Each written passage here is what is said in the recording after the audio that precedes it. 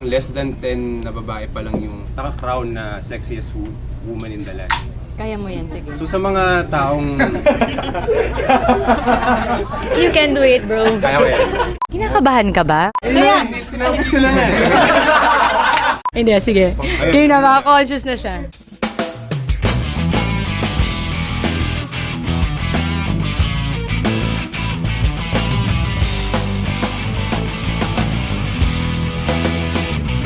Masarap yung pakiramdam.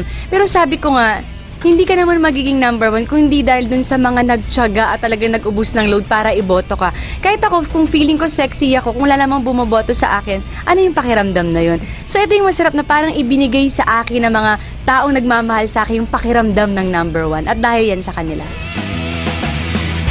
Minsan kasi ang pagiging sexy ng isang babae, hindi lang sa pananamit, the way magsalita, o kung anumang skin ang dapat ipakita. Siguro ang pinakamahalaga sa akin ng isang babae may sense of humor. Kasi kapag may sense of humor ang isang babae, lahat kaya niyang dalhin. At hindi siya boring kausap. At feeling ko yun ang meron ako.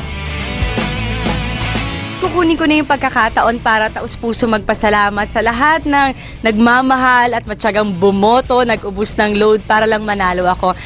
Sa totoo lang, napakasaya ng pakiramdam na ibinigay niyo sa akin ito at utang ko to sa inyo. Kaya naman babalik ako kayo, kaya magkita-kita tayo sa 10.